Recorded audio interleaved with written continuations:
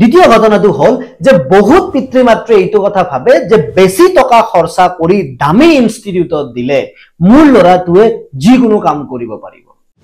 এজন ল'ৰাৰ যদি ইমান বেছি খং আছে ইমান বেছি ইমোশন আছে ইমান বেছি ইগো আছে তেওঁৰ যদি ব্যাক ৰেকৰ্ড ইমানে বেয়া সেইজন ষ্টুডেন্টক আইআইটি জেডব্লিউ বা নিটৰ প্ৰিপাৰেচন কৰাৰ নামত লাখ টকা খৰচা কৰি এডমিশন দিয়াটো এটা বুৰ্বকমি আপোনাৰ সন্তানৰ কিহত ইন্টাৰেষ্ট আছে আপোনাৰ সন্তানৰ কিহত এক্সপাৰ্টিজ হোৱা আশা আছে সেইটো বস্তু নুবুজাকৈ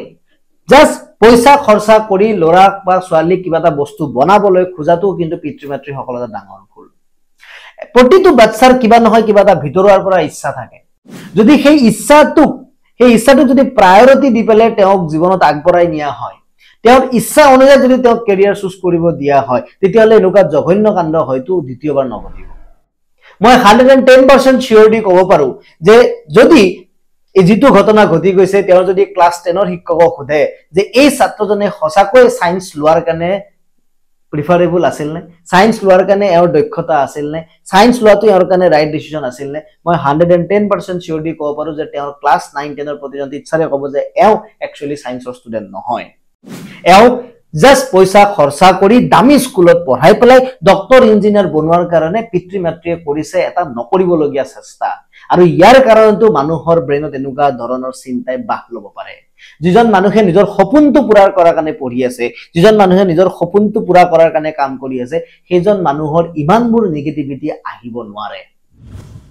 গতিকে যদি আপোনালোকে ইন ফিউচাৰ আপোনালোকৰ ল'ৰা ছোৱালীক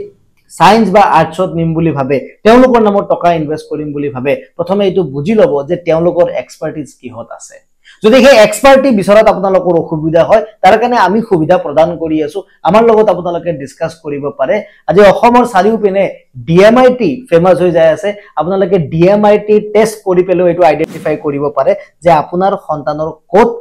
কিমান দক্ষতা আছে প্ৰয়োজন নাই যে আপোনালোকে মাইন্ড গেম 24 ৰ আন্ডাৰতে বা মোৰ আন্ডাৰতে কৰিব লাগিব যিকোনো মানুহৰ আন্ডাৰত হলিও কৰি পেলাই প্ৰথম এটো জানি লওক যে আপোনাৰ সন্তানৰ দক্ষতা ক'ত আছে তাৰ পাছতহে আপোনালোকে আগবাঢ়িব